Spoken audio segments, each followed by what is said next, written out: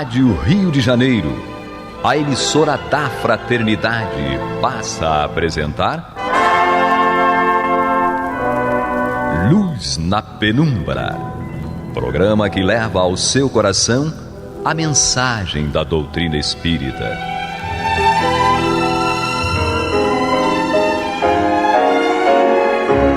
E com vocês, João Nogueira, para estudos de obras póstumas de Allan Kardec. Meus queridos amigos e irmãos, estamos de volta aqui com o estudo de Luz na Penumbra, o estudo de obras póstumas dentro do programa Luz na Penumbra. Com muita alegria, nós então, como disse, estamos voltando aqui mais uma vez. Todas as quartas-feiras nós voltamos aqui aos microfones sagrados da Rádio Rio de Janeiro, às 21 horas, para esse estudo de obras póstumas, com reprises às quintas-feiras, 3 da manhã e 6 da manhã. E nós, então, trazemos o estudo do capítulo Constituição do Espiritismo, e agora vamos ao parágrafo 3º, que trata do chefe do Espiritismo. O chefe do Espiritismo é o título deste ponto. Começa Kardec dizendo: mas quem será encarregado de manter o Espiritismo nessa senda? Quem terá o lazer e a perseverança necessários a se consagrar ao trabalho incessante que essa tarefa exige? Se o Espiritismo for entregue a si mesmo, sem guia, não será de temer que se desvie da sua rota? E que a malevolência com a qual ainda estará por longo tempo em luta não procure desfigurar-lhe o espírito? É essa, com efeito, uma questão vital e cuja solução se reveste do maior interesse para o futuro da doutrina. A necessidade de uma direção central superior guarda vigilante da unidade progressiva e dos interesses gerais da doutrina é tão evidente que já causa inquietação o não ser visto a surgir no horizonte o seu condutor. Compreende-se que, sem uma autoridade moral capaz de centralizar os trabalhos, os estudos e as observações, de dar a impulsão, de estimular os zelos, de defender os fracos, de sustentar os ânimos vacilantes, de ajudar com os conselhos da experiência, de fixar a opinião sobre os pontos incertos, o Espiritismo correria o risco de caminhar ao léu. Não somente essa direção é necessária, como também preciso se faz que preencha condições de força e de estabilidade suficientes para afrontar as tempestades. Que nenhuma autoridade admitem, não compreendem os verdadeiros interesses da doutrina. Vou repetir. Os que nenhuma autoridade admitem, não compreendem os verdadeiros interesses da doutrina. Se alguns pensam poder dispensar toda direção, a maioria, os que não se creem infalíveis e não depositam confiança absoluta em suas próprias luzes, se sentem necessitados de um ponto de apoio, de um guia, ainda que apenas para ajudá-los a caminhar com segurança. E Kardec, então, coloca uma referência que, veja-se, na revista Espírita de abril de 1866, página 111, é claro, da edição que ele tinha lá, né? Sob o título O Espiritismo Independente. Bom, aqui Kardec começa fazendo questionamento. Quem seria essa pessoa? E havia uma preocupação grande, porque Kardec sabia que não teria muito tempo para continuar encarnado. Ele sabia que iria desencarnar. E aí, ele aguardava que alguém com uma capacidade, principalmente moral, como ele diz aqui, tivesse condições de fazer tudo isso que ele falou aqui, né? compreende uma autoridade moral capaz de centralizar os trabalhos, os estudos e as observações, de dar a impulsão, de estimular os zelos, de defender os fracos, de sustentar os ânimos vacilantes, de ajudar com os conselhos da experiência, de fixar a opinião sobre os pontos incertos. Então, são pontos importantes de um verdadeiro líder. Mas aí, essa pessoa seria uma espécie, como diz o título aqui, que não sei se foi dado por Kardec ou não, provavelmente não, chefe do Espiritismo. Hoje a gente sabe que o Espiritismo não tem chefe e nem precisa. Já passou aquele primeiro momento em que precisava de alguém com punho forte, com pulso forte, para levar adiante algo que estava nascendo e já sendo muito, muito, muito atacado. O Espiritismo, no início, foi muito atacado. Ainda é, mas diminuiu muito. As pessoas hoje já começam a compreender o que é o Espiritismo. Não é incomum você começar a conversar com alguém e dizer que é espírita, e a pessoa dizer, não, eu sou isso, eu sou aquilo outro, mas eu já li os livros tais, que estão dentro da biblioteca, melhor dizendo, do Espiritismo. Então, não é difícil encontrar pessoas que não se dizem espíritas apenas porque estão acostumados a dizer que são aquilo outro. Enfim. Eu me lembro uma vez que eu estava com a minha esposa visitando uma pessoa e de repente conhecemos 5 pessoas, visitamos uma pessoa e conhecemos outras 5 pessoas. E estávamos no jardim da casa dessa pessoa conversando, às 5. E das 6, no caso, mais eu e minha esposa, 8 pessoas no total conversando, apenas uma disse que não era espírita ou que não conhecia o espiritismo, só ouvia falar. As outras todas diziam que eram espíritas ou que já tinham participado ou que de vez em quando iam a um centro espírita. Nós então vemos que hoje em dia é muito mais fácil e nós temos a literatura espírita e, como dizemos sempre, a codificação espírita que nos dá o rumo certo a seguir. Não temos necessidade de um chefe do espiritismo mais. Volto a dizer, na época tinha necessidade, porque qualquer probleminha que houvesse, o espiritismo não chegaria como chegou aqui ao Brasil, não chegaria aos nossos dias com a força que tem. Mas a gente sabe que acima de tudo e de todos estava Jesus no leme, né, conduzindo essa embarcação para o rumo certo. O espiritismo é aquela doutrina, aquela filosofia, aquela ciência com consequências religiosas, consequências morais, claro, porque é o objetivo central do espiritismo. Por isso que a bandeira é fora da caridade, não a salvação. E a maior caridade que nós devemos fazer é exatamente a nossa reforma íntima. Várias vezes a gente cita aqui, quando nós nos reformarmos intimamente, nos melhorarmos intimamente, nós seremos naturalmente melhores. Então não vamos precisar sermos melhores ou fazermos, né? Termos ações, atitudes boas, porque a gente aprendeu no espiritismo que é bom ter atitudes boas.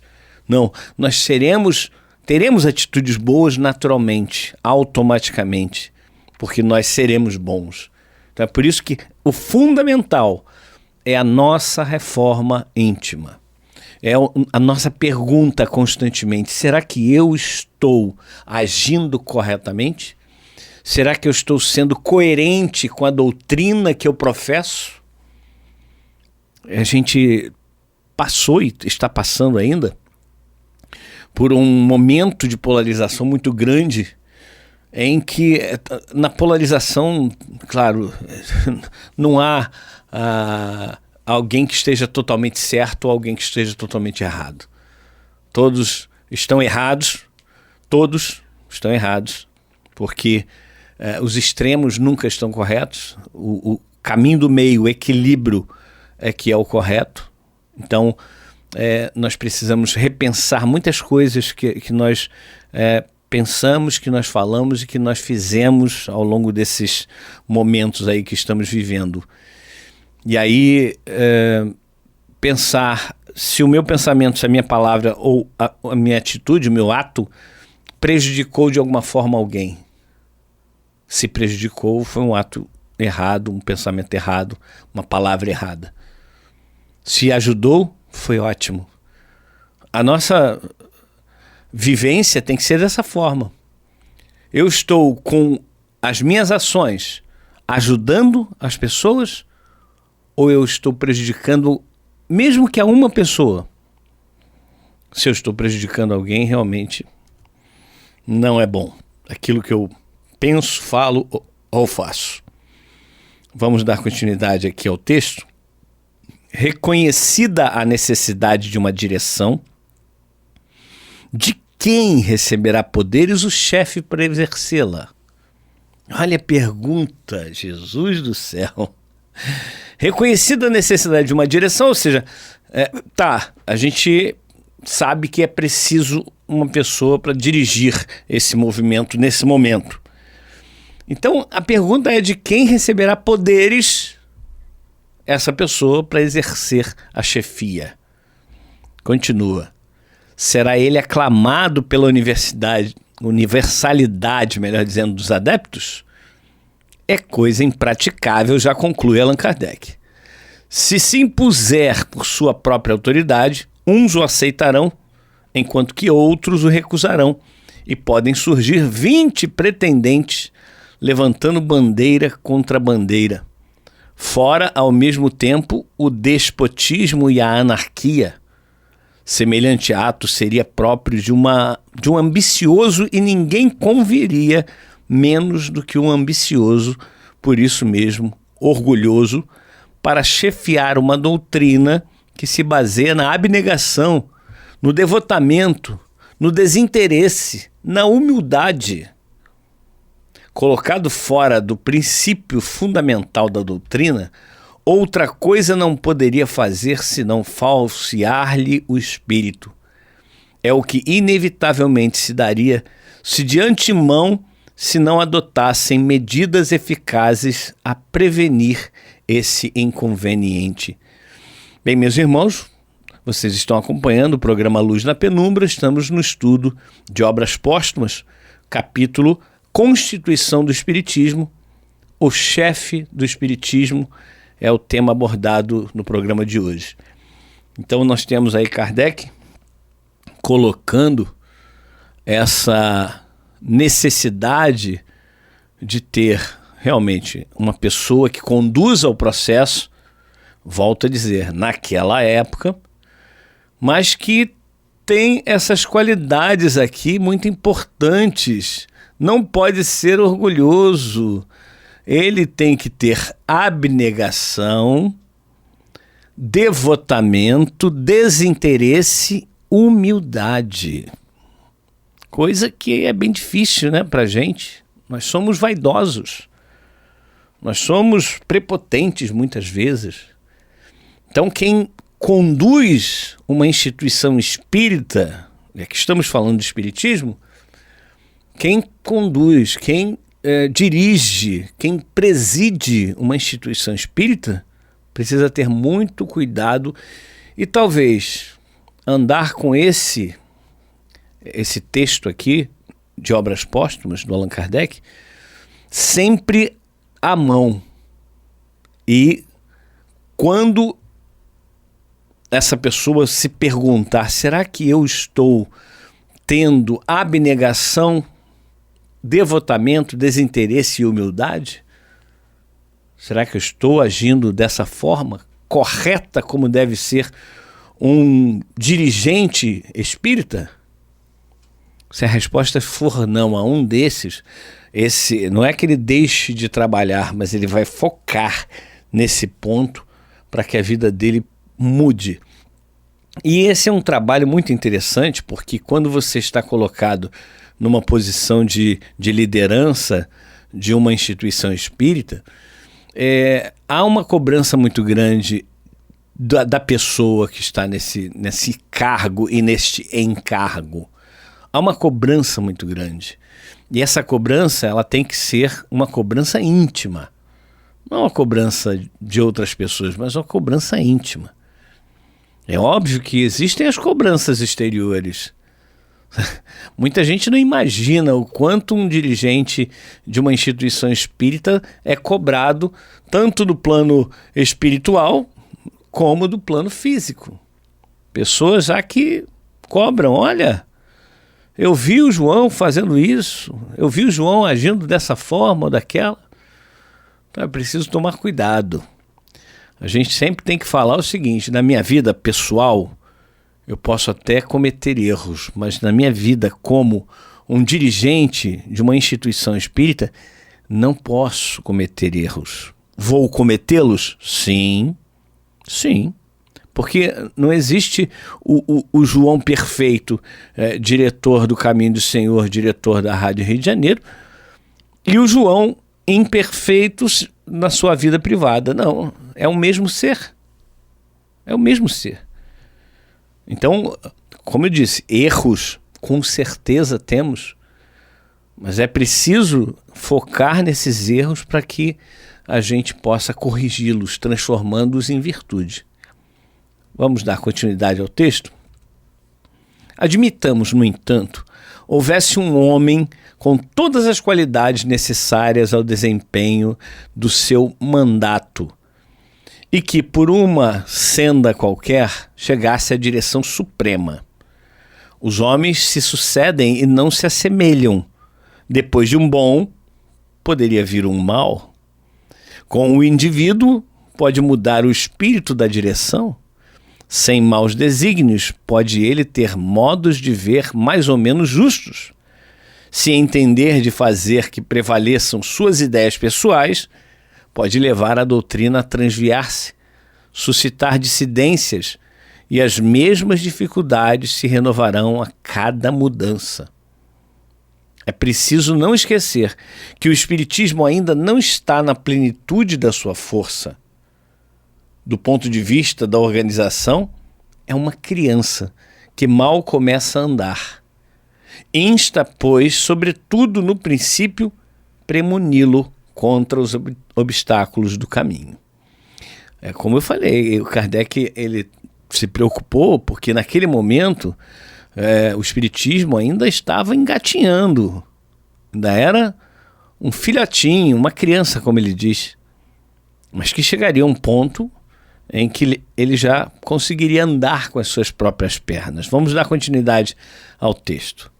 Mas, dir-se-á, não virá estar à frente do Espiritismo um dos espíritos que, segundo foi anunciado, tem que tomar parte na obra de regeneração?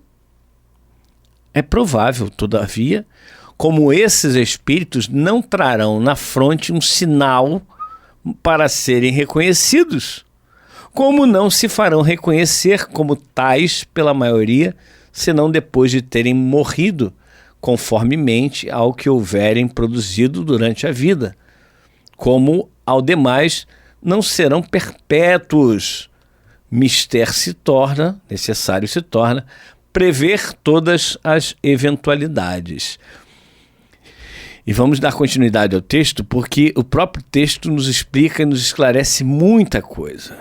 Diz assim: é sabido que eles terão uma missão múltiplice, melhor dizendo, que serão de todos os graus da escala espiritual e se encontrarão nos diversos ramos da economia social, onde cada um exercerá influência a favor das novas ideias, conforme a particularidade da sua posição. Aqui, Kardec está falando da geração nova, que ano após ano, momento após momento, espíritos melhores, mais maduros, mais moralmente evoluídos e intelectualmente evoluídos, eles chegam, eles reencarnam no planeta e fazem com que esse planeta ele avance, mas não apenas num setor, em todos os setores. Todos os setores precisam de espíritos superiores para ajudá-los a progredir, a crescer. E aí, continua Kardec, que todos, pois, trabalharão pelo ascendente da doutrina aqui e ali, uns como chefes de Estado, outros como legistas, outros como magistrados, sábios, literatos, oradores, industriais, etc. Que cada um dará provas de si onde lhe caiba exercer sua atividade, desde o proletário até o soberano, sem que qualquer coisa os distinga do comum dos homens, a não serem as suas obras. Se a um deles couber tomar parte na direção, é provável que seja posto providencialmente na posição apropriada a fazê-lo chegar lá pelos meios legais que forem adotados. Circunstâncias aparentemente fortuitas até lá o conduzirão, sem que de sua parte haja desígnio premeditado, sem mesmo ter ele consciência de sua missão. Revista Espírita, O Messias do Espiritismo, fevereiro e março de 1868. Bom, meus irmãos, nós vamos na leitura ficando por aqui. Já estamos terminando, faltando aí 2 minutinhos e pouco, e queremos lembrar que o que Kardec está descrevendo é exatamente a questão da necessidade de um ser que possa agir tão dignamente e que ele seja sucedido constantemente por seres iguais. O que não é o caso. Não há isso. Não ainda nesse planeta.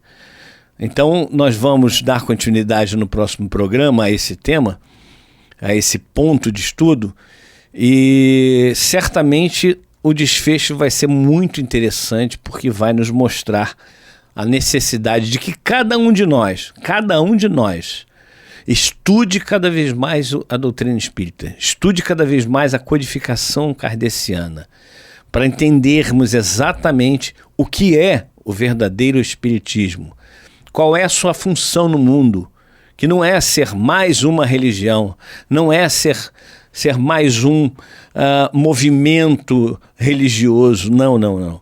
É como o Leon Denis bem lembrou, o espiritismo não é a religião do futuro. O espiritismo é o futuro das religiões, mas não com rótulo. Não teremos rótulo. É como Jeremias fala, naqueles dias não mais dirá o irmão a seu irmão, conhecei ao Senhor, pois todos o conhecerão. Todos nós teremos as condições morais para realmente agirmos de forma correta. Quando será? Jesus já disse, nem o filho sabe, só o pai o sabe. Então, a gente não sabe, e a nossa tarefa como espíritas é exatamente promover esse bem-estar, essa divulgação dos exemplos e dos ensinamentos de Jesus, dos ensinamentos espíritas, sem precisarmos fazer prosélitos, ou seja, sem precisarmos falar para a pessoa, saia dessa religião e venha para o espiritismo, porque não é esse o objetivo do espiritismo. Mas nós vamos encerrando o programa de hoje e queremos convidá-los a participar do estudo do Evangelho segundo o Espiritismo, que começa agora às 9h30, com a Marta Batista e o Antônio de Pádua. Até a próxima oportunidade, se Deus assim permitir. Você está ouvindo o programa Luz na Penumbra.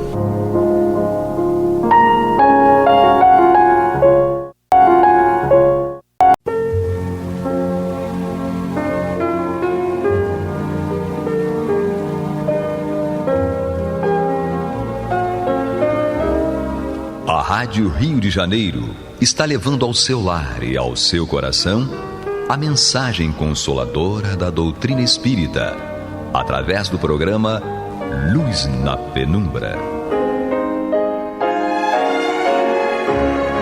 E agora com vocês, Marta Batista e Antônio de Pádua Barbosa.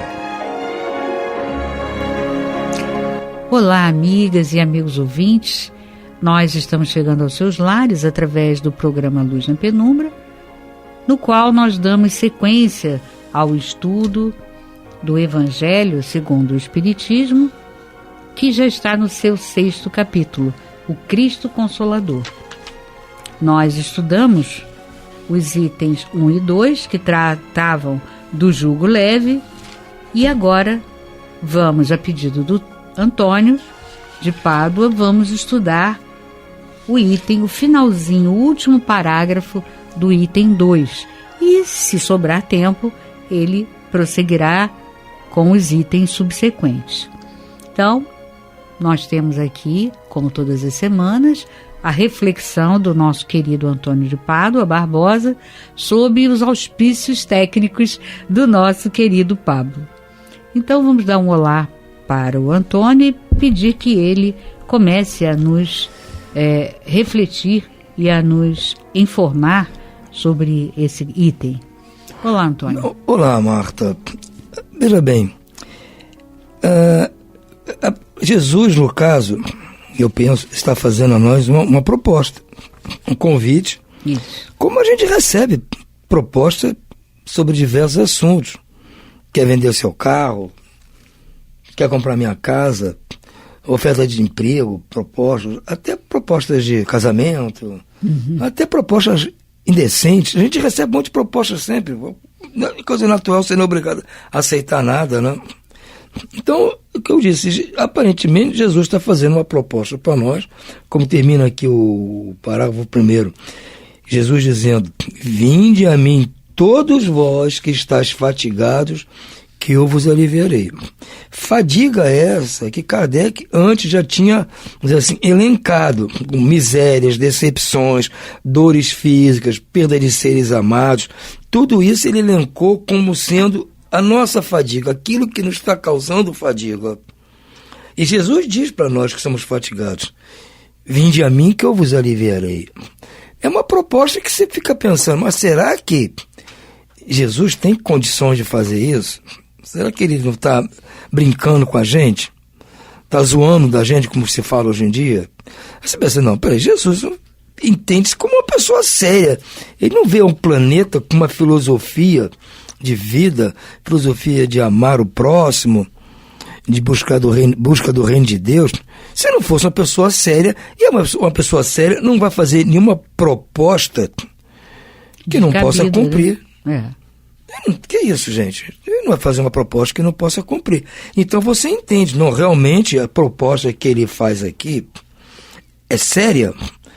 E Kardec antes já fala, bom, uma das coisas que você precisa ter ou entender para poder, pelo menos, compreender o que se trata, é aceitar a existência, ter uma fé no futuro e confiança na justiça de Deus. Quer dizer, o básico para você, pelo menos, ouvir a proposta, porque quem não tem fé no futuro e não tem confiança em Deus, nem vai ouvir não quero nem ouvir a proposta. Não te conheço, Cristo. Que proposta para quê? Pessoa que não aceita, não tem confiança em Deus, nem confiança no futuro, nem aceita a proposta. Mas quem tem, pelo menos, confia no futuro e crê na justiça de Deus, vai ouvir a proposta do Cristo. Eu acho que é uma coisa óbvia, qualquer um de nós, né?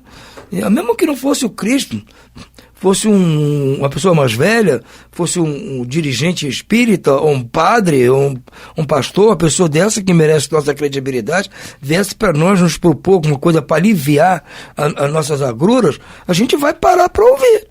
Ainda mais vindo do Cristo, opa, vamos ouvir o que o Cristo está aqui. Ele disse que vai aliviar nossas agruras se nós formos até Ele. Muito bem, será que é ir até Jesus? Eu não sei nem onde ele anda, como é que eu vou dizer? Eu vou até Jesus como? Eu tenho que explicar para mim, Kardec, como é que faz para ir até Jesus. é seguir o seu caminho, seguir o rastro que ele deixou, seguir a sua filosofia. Talvez seja por esse lado que a gente tem que encarar, porque fisicamente não dá para isso. Então, talvez ele está sendo metafórico aqui, dizendo, não, vir até mim é seguir, é fazer a vontade do Pai, como ele disse, que quem são meu pai e minha mãe? São aqueles que fazem a vontade do meu Pai que está no céu. Então, ele diz aqui Kardec muito claramente, tudo bem, a proposta foi feita, mas como toda proposta, tem sempre uma condição. Eu te proponho isso em troca daquilo. Normalmente, funciona assim. Eu te proponho isso aqui, em troca você me dá isso. Isso é o normal. É o caso. Jesus, entretanto, estabelece uma condição para a sua assistência e a felicidade que promete aos aflitos. Bom, ele prometeu aos aflitos o alívio, mas tem uma condição. Jesus quer algo em troca. Até para a gente se esforçar. Não é de graça. Tem alguma coisinha que eu vou ter que dar em troca. Isso é normal. E qual é a condição que ele impõe? O que ele quer em troca? Essa condição está na lei por ele mesmo ensinada. Bom, então ele ensinou uma lei, né? E a gente imagina então que essa condição é como ir até ele, quer dizer, atender essa lei, eu estarei indo ao encontro de Jesus, estarei retribuindo o que ele me ofertou com o que ele pediu. Maravilha. Então o que ele ensina? Essa condição está na lei por ele ensinada. O seu jugo, ou seja, porque ele disse que o jugo dele é leve, né? O seu jugo é a observância dessa lei. Ou seja, se eu observar a lei que ele ensinou, eu estarei sob o jugo de Jesus. Né? Então, tudo bem, eu vou aceitar a lei de Jesus, eu estarei, metaforicamente, mais uma vez, sob o seu jugo. Mas, diz Kardec, esse jugo é leve, ou seja, será leve atender essa lei? Vamos ver. E a lei é suave, quer dizer, a lei é suave, o jugo é leve, a lei é suave. Puxa vida, pois apenas impõe uma coisa, Marta. Essa lei, esse jugo, Kardec diz o jugo ser leve e diz que a lei é suave, porque eles só impõem uma coisinha. Pô, tá parecendo tudo maravilha para mim, Marta. Opa, não vai ser difícil atender isso. Como dever. Só impõe uma coisa como dever. O amor e a caridade. Pô, maravilha. Então quer dizer que Jesus, para me aliviar todas as minhas agruras, aquilo que me causa fadiga, quer dizer, misérias, decepções, dores físicas, que é o meu caso hoje em dia, perda de seres amados, tudo isso vai apagar, vai sumir, se eu aceitar a lei de Jesus, porque a lei é suave, e essa lei é o jugo, que também é leve, porque essa lei só impõe como dever uma coisa. Aliás, duas coisas, né? O amor e a caridade. Então, se eu praticar o amor e a caridade, é só correr para o abraço, está resolvido o problema, não é mesmo? Isso. Porque todas as pessoas aqui podem ficar pensando, claro, Antônio, será que é difícil atender? Eu pergunto. Será que é difícil para você, para mim, para qualquer um, atender a essa imposição da lei, que é a prática do amor e da caridade? Será que é difícil isso? Será que é uma coisa que dá para eu atender? As pessoas vão pensar o quê? Antônio, deve ser fácil. Aí eu pergunto para cá, mas se fosse fácil, por que a gente não fez até hoje? Nós estamos aqui, será 3 milhões de anos aqui como seres humanos neste planeta, desde a época dos hominídeos lá nas cavernas. Será que não deu para entender e praticar? O próprio mestre veio há 2000 anos, já pregou isso. Em 2000 anos, já com mais entendimento, também não deu para a gente praticar. O amor e a caridade, será que é tão difícil? Não é difícil não, Marta. É muito difícil. É para lá de difícil. É mega difícil, como se fala hoje em dia. Ou re difícil, como se fala na Argentina.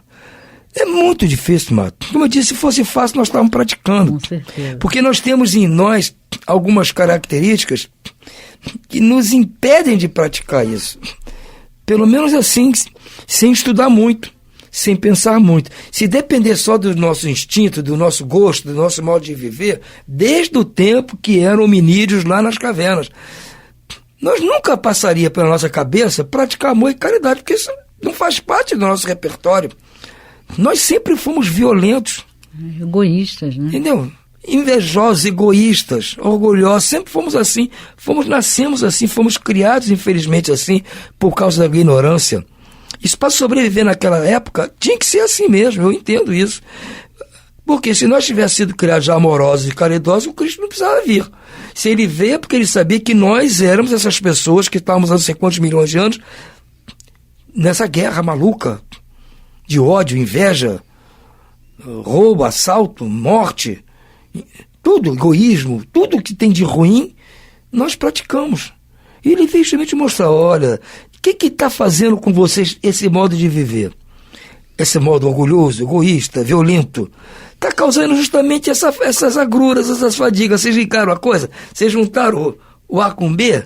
Caiu a ficha, entenderam que se vocês hoje têm miséria, decepção, dores físicas, perda de seres amados, é porque justamente vocês gostam do orgulho, do ódio, da violência, vocês gostam disso. Então o que vocês não notaram que são parecidos? Esse sofrimento todo que vocês sofrem é parecido com o sofrimento que vocês causam? Notaram que deve ter uma semelhança entre aquilo que vocês estão causando com aquilo que vocês estão sofrendo, que os outros estão causando em vocês? Deu para entender? Por isso que é difícil praticar, Marta. E nós precisamos, para poder entender que tem que praticar, é justamente ouvir, ler isso. Porque se ninguém chegar para nós e disser isso, e explicar bem miudinho, nós vamos continuar... Não, o que tem eu fazer isso? O que tem o ser invejoso, orgulhoso, violento, grosseiro, desonesto? Estou dando uma volta no cara, ele que é otário, tudo bem. Estou só matando o marido que eu quero ficar com a mulher dele. O que tem? Ele é que bobeou, cara. Qual é? Eu sou eu. Depois, quando vem a dor, não sabe por que está passando. É isso que está explicando aqui. Vamos juntar o A mais B e vamos ver o problema. Aí sim nós vamos começar a ter forças para mudar, como eu falei, dar uma virada de chave. Sim. Tentar parar de fazer isso que eu estou fazendo há 3 milhões de anos. Parar isso, parar essa avalanche que está descendo o morro comigo. Parar para poder, vou parar aqui, tentar reverter isso para poder praticar o inverso, que é o amor e a caridade. Porque se eu praticar o amor e a caridade, ainda vou ter a ajuda desse personagem aqui que está me oferecendo ajuda para me aliviar disso tudo que eu estou sofrendo hoje. Imagina o que eu tenho pela frente ainda. 3 milhões de anos praticando maluquice. O que tem para frente para mim ainda aí para aturar? Então, aparece uma pessoa que diz que pode me aliviar e pede que eu pratique o amor à caridade, mesmo que eu não saiba o que é o amor ainda, que eu não saiba o que é a caridade, que muito menos saiba como praticar, vou me esforçar para aprender.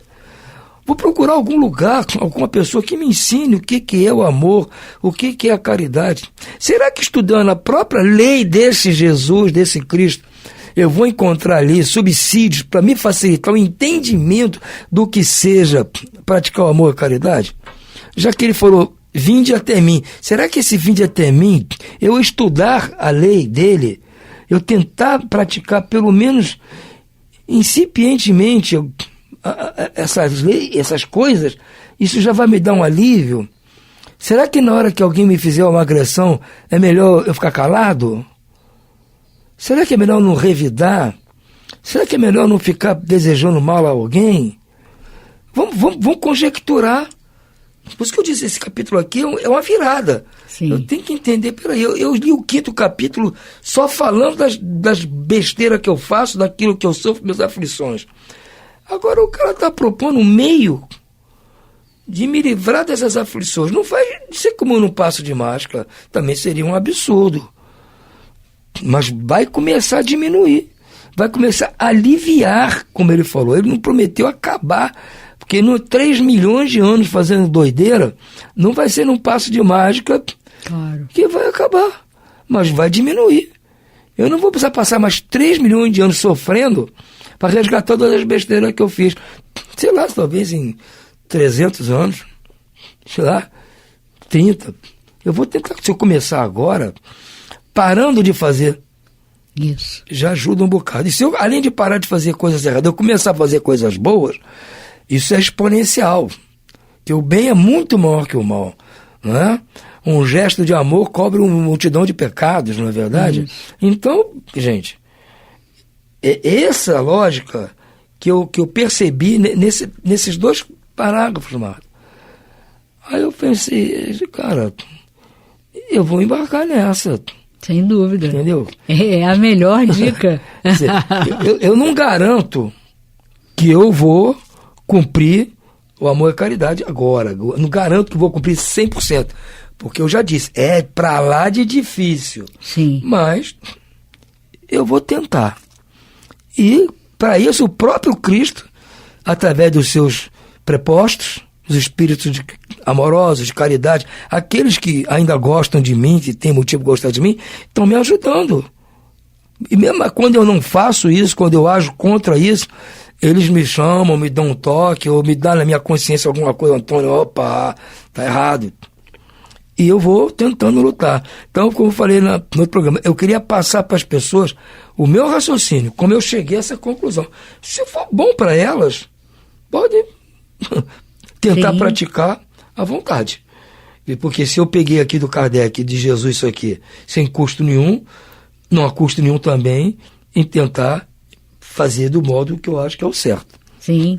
Não, e com certeza, né, Tony? Porque, na realidade, quando você começa a perceber que você realmente foi o gerador, o causador de todo esse sofrimento que você passa hoje, você já tem algum subsídio que te fortaleça no sentido de parar de gerar essas causas. Porque você já admite que você realmente que foi o construtor desse desequilíbrio.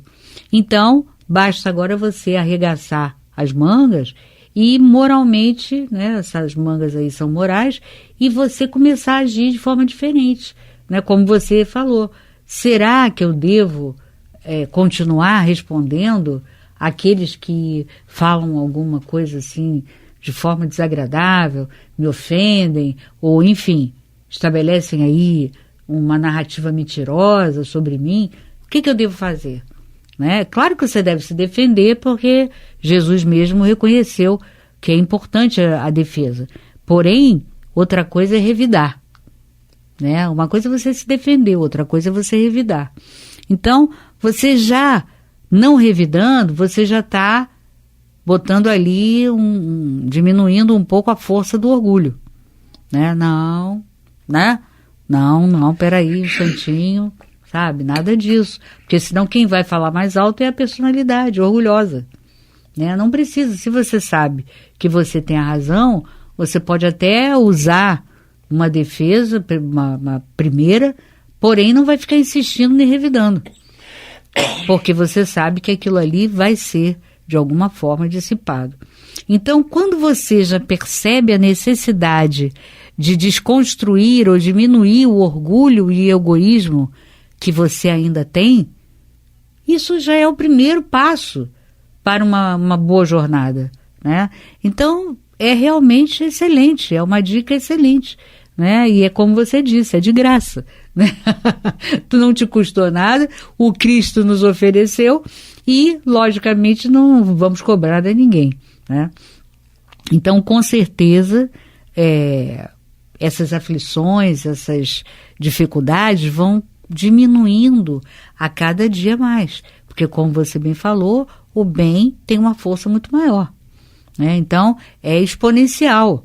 Você vai, a cada esforço de fazer algo correto, você vai crescendo de uma forma cada vez mais intensa. Então, automaticamente diminui todos aqueles equívocos que você cometia antes, né? Então, tudo vai sendo, digamos assim, equilibrado, né? Vai havendo um equilíbrio e você gradativamente, a cada encarnação, você vai conseguir superar mais e mais. E lógico, né, Tony? Quando você chega a essa conclusão, em determinado momento, né, numa vida subsequente, aquilo que hoje para nós ainda é difícil perceber, né, inferir, né, qual seria a melhor atitude nessa situação. Em vidas subsequentes vai ficando cada vez mais fácil de você perceber e inferir. Então aquilo que era dificílimo, como a gente falou, né, mega difícil, já nas vidas subsequentes vai ficando cada vez menos difícil. E você vai conseguindo ter as atitudes corretas cada vez de forma mais intensa. E aí uma coisa engrena na outra, né? Então uma atitude correta agora já gera um raciocínio diferente logo depois, né? E esse raciocínio diferente vai te levar a raciocínios cada vez mais, digamos, eloquentes, né? E melhores.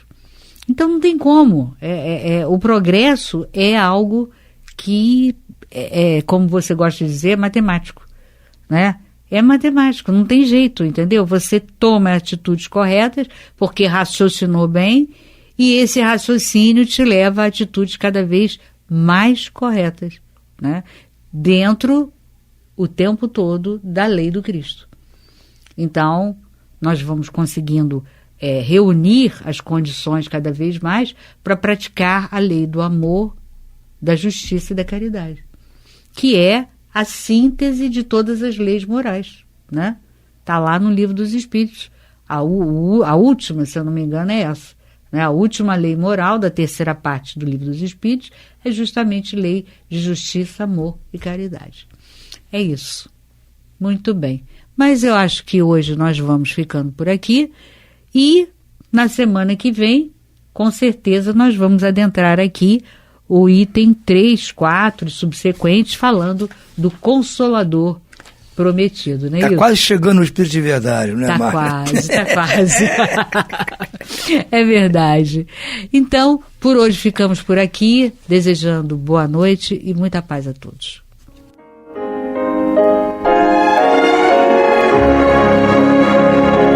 E vamos ouvir agora a prece de encerramento de nosso programa, na voz de Geraldo de Aquino. Jesus, dá-nos coragem para a luta, piedade para os insultos e misericórdia para as injustiças e ingratidões. Limpa nossa alma de inveja e ambições mesquinhas, de ódio e de vingança o nosso caminho. E que dentro em pouco, ao recolher-nos de novo ao calor do nosso leito, para que o sono nos dê a paz e o esquecimento das tristezas humanas, possamos sentir, Senhor, no mais íntimo de nosso ser, a doçura indefinível do Teu amor e a grandeza incomparável da Tua divina presença. Que assim seja.